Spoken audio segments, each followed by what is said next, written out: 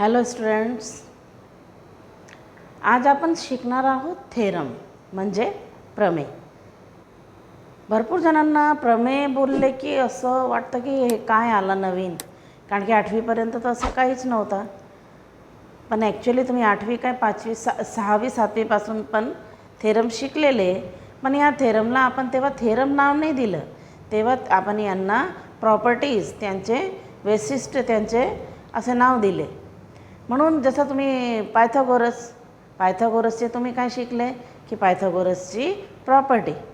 पण पायथागोरसच्या आता 9वीमध्ये आल्यावर आपल्याला तेच थेरम आहे. थेरम म्हणजे काय असतं, म्हणजे पर्टिक्युलर थेरम म्हणजे प्रमेय हे ॲक्च्युली काय असतं. तर थेरम म्हणजे इफ अँड देन ची कंडिशन असते. समजा की जर एखादी गोष्ट झाली तर, म्हणजे रात्र झालेली आहे तर सकाळ होणारच आहे. जर आणि तर हे थेरम असतात. जर पाऊस पडला आहे तर ढग आलेच असेल, किंवा आपण इकडे एक श्युरिटी देऊ शकत नाही की ढग आले तर पाऊस पडणारच आहे. नाही, पाऊस पडला आहे, जर पाऊस पडला आहे तर ढग आलेच असेल, अशी जेव्हा हमखास काही विधान असतो तेव्हा आपण त्याला थेरम असे म्हणतो. आता आपला 1.2 सुरू करायच्या अगोदर आपल्याला 5 थेरम आहे. 5 थेरमपैकी मेन 3 थेरम आहे आणि 2 त्यांचे व्यत्यास म्हणजे कन्वर्स आहे. कन्वर्स कसं, कन्वर्स म्हणजे काय असतं, कन्वर्स म्हणजे त्याच्याच उलट.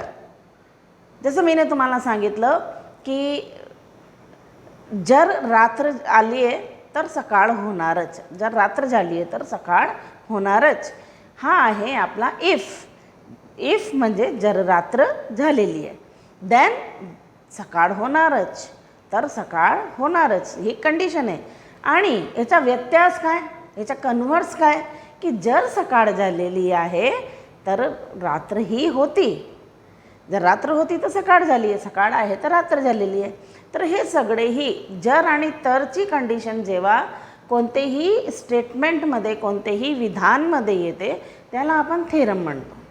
आणि थेरममध्ये आपल्याला कधी कधी आन्सरही काढावे लागतं, कारण की हे प्रूव्ह करावे लागतं, आपल्याला सिद्ध करावे लागतं. आतापर्यंत तुम्ही जे परिचित आहे तो आहे आपला पायथागोरस, आणि सर्वात सोपा. पायथागोरस म्हणजे काय, पायथागोरसच्या प्रमेयमध्ये आपण काय शिकले होते की 2 बाजूंचा वर्ग जर कर्णाचे वर्गचे 2 बाजूंच्या वर्गांची बेरीज, जर कर्णाचे वर्ग एवढी आहे तर तो दिलेला कोण 90चा आहे.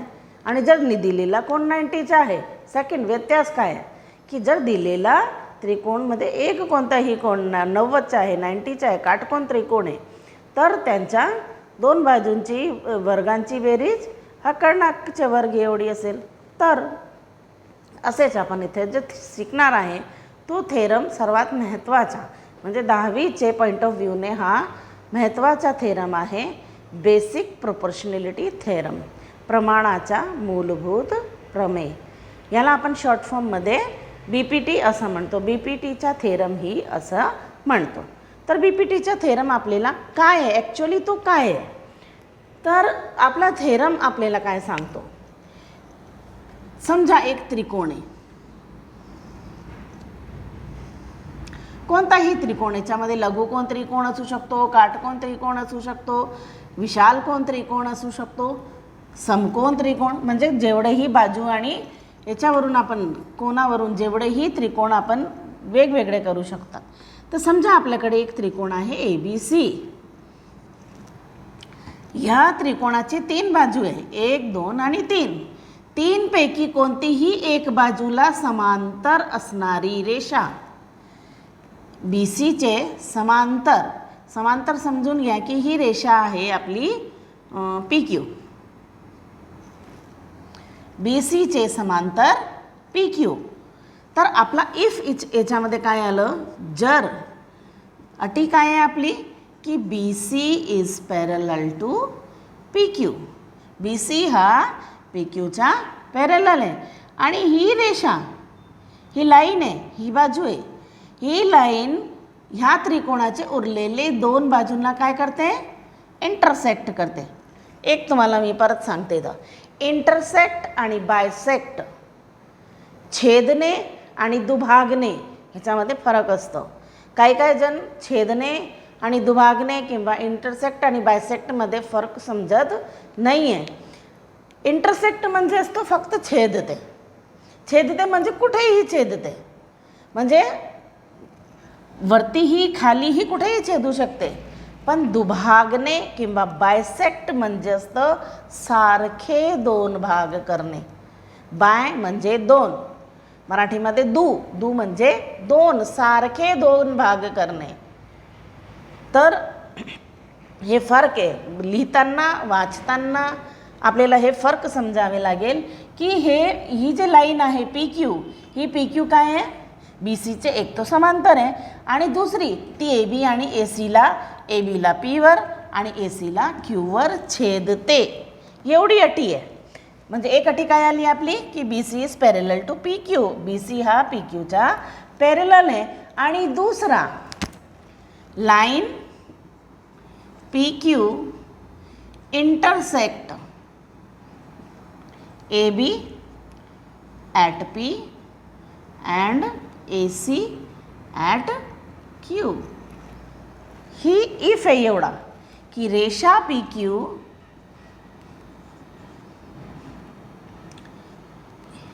ही बाजू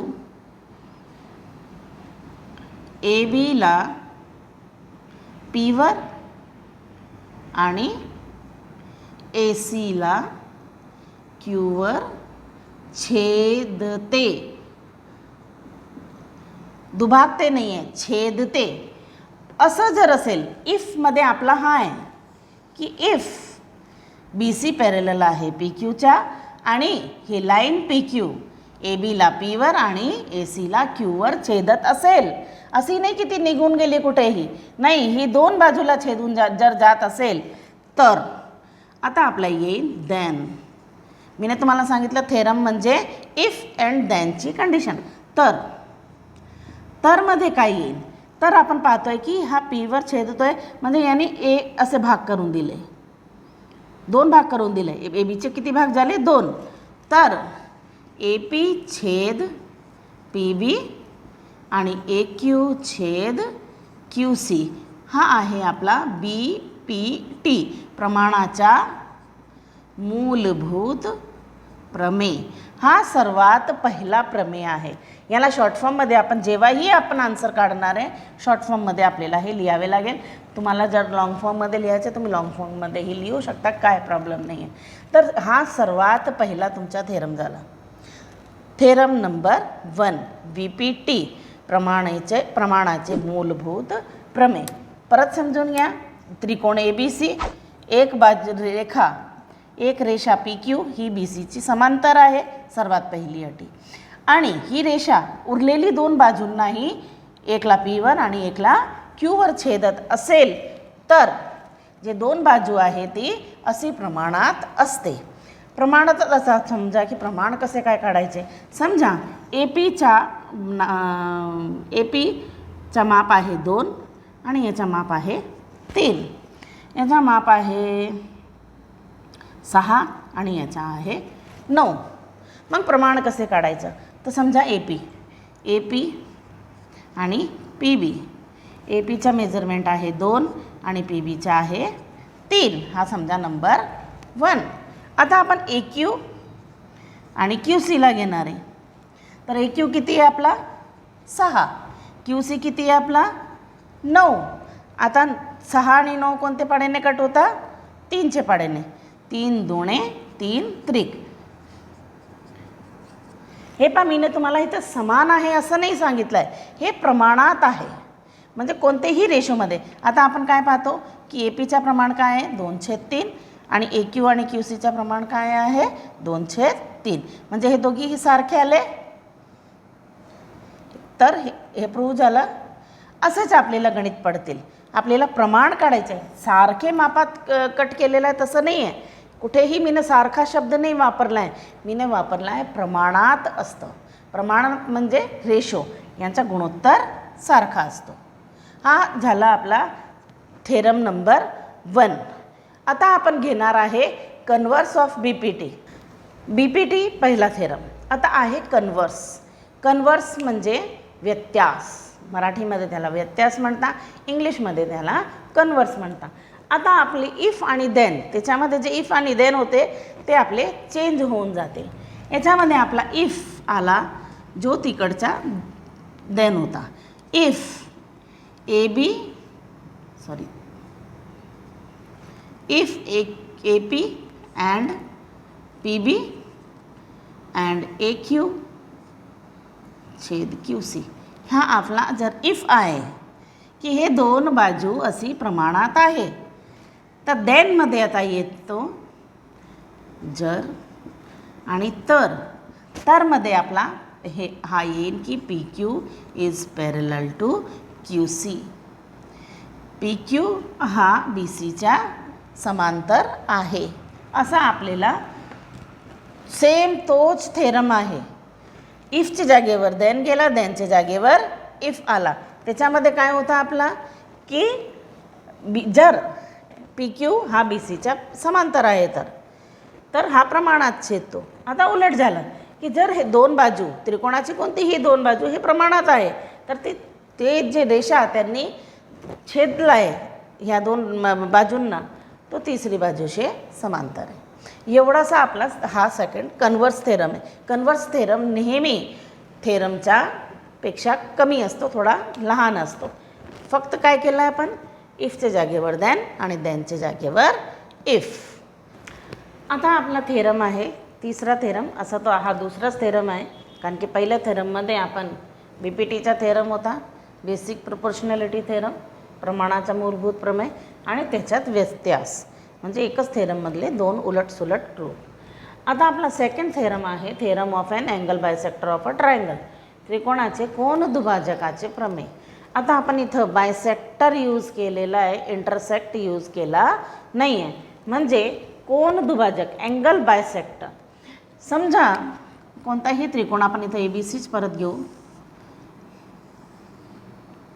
आता इथं बाजूला बायसेक्ट नाही करताय किंवा इंटरसेक्ट नाही करताय, इथं कोनला इंटरसेक्ट करतोय. समजा आपण ABC असे 3 कोन आहे, 3 कोनपैकी कोणतेही एक कोनाचा दुभाजक, हा दुभाजक आहे. दुभाजकचं आपण इथं साईन देऊन दिलं की B, आता याला नाव देऊ आपण P. तर BP हा अँगल ABCचा दुभाजक आहे.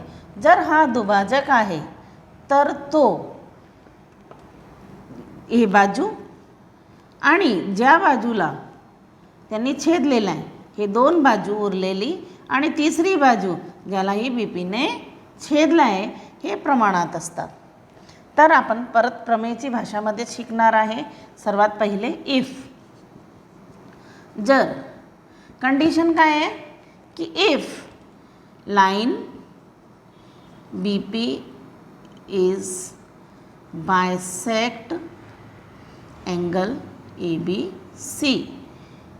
जर रेषा BP हा कोन ABC ला दुभा आहे. जर BP हा B मधून निघालेला आहे म्हणून BP हा काय करतोय, ह्या कोन ABCला सारखे दोन भाग करतोय. इथं म्हणून मी सारखे दोन भागांचा चिन्ह दिलं. ही आपली अटी आहे इफ. तर हा थेरम आपल्याला काय म्हणतो, देन. तर आता प्रमाण कोणता, आता याच्यात लक्षात काय ठेवायचं, दोन अख्खी बाजू कोणती आहे आपली, AB आणि BC. बरोबर प्रमाणात. आता कोणती बाजूला प्रमाणात, जी बाजूला छेदला आहे, ही बाजूला दोन भाग केले, तर ही बाजू कोणती आहे आपली, दोन भाग कोणते दिसते हे लक्षात कसं ठेवायचे की कोणते कोणाच्या, ABचे जवळ आहे AP, तसंच BCचे जवळ आहे BC. याला आपण म्हणतो angle bisector theorem. Angle bisector theorem, ABT,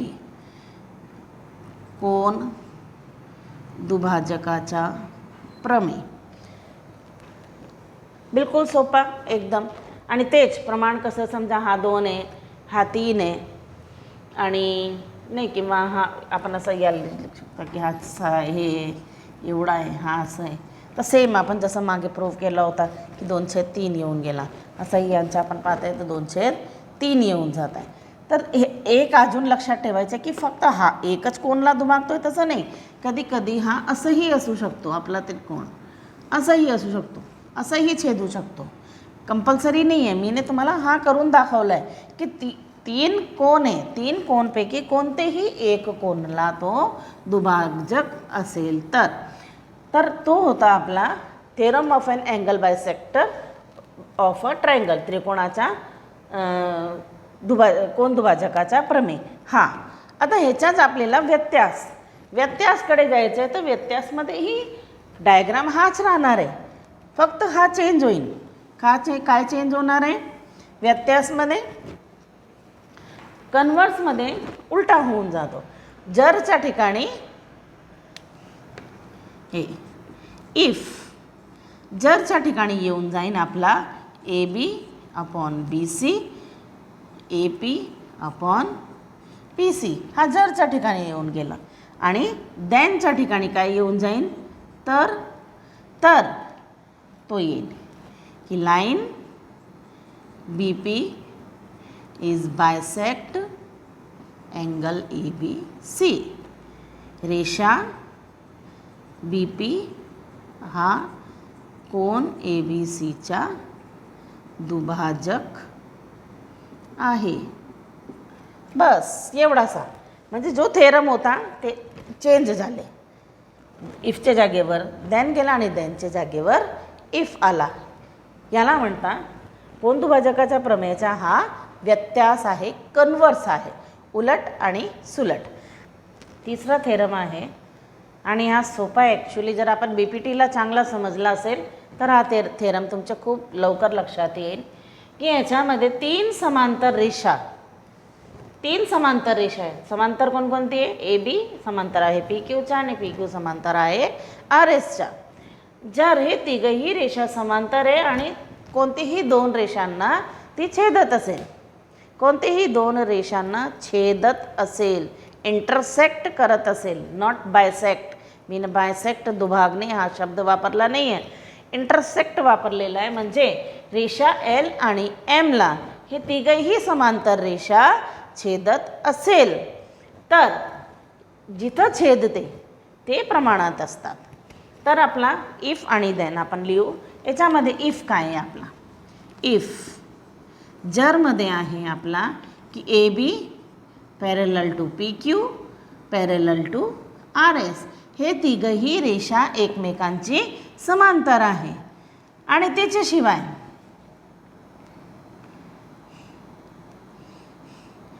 all 3 lines intersect the line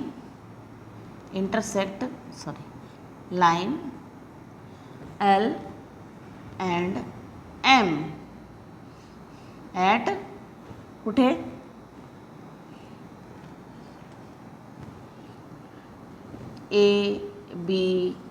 ABPQRS ह्या पॉईंटवरती छेदत असेल. आता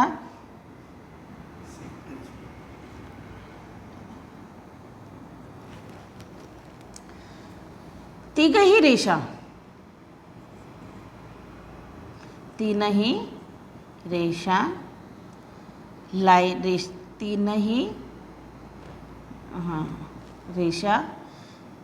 हे रेषा L आणि Mला बिंदू ABPQRS या जागेवर छेदत असेल तर आता आपला येईल देन. तर हे प्रमाणात येईल आपला AP छेद PR आणि BQ छेद QS. AP छेद BR BQ छेद QS. खूप सोपा आहे हा, कारण की हे पहा, या लाईनला जर आपण असं पुढे वाढवलं तर इथे कुठेतरी त्रिकोण तयार होऊन जातो. त्रिकोण तयार होऊन जातो म्हणजे हा आला कॉन्सेप्ट कुठून आहे? हा आला आहे आपला BPT वरूनच आलेला आहे. फक्त इथं ट्रायंगल नाही आहे, हे दोघीही लाईन वरती जाऊन जुळत नाही आहे, हे जुळलेली नाही आहे, म्हणून हे 3 समांतर बाजू आपल्याला इथं दिसतंय. तर याचा व्यत्यास नाही आहे, हा फक्त एवढाच आहे आणि खूप सोपा आहे. आणि आता याच्यावरूनच आपण 1.2चे गणित सॉल्व करणार आहोत.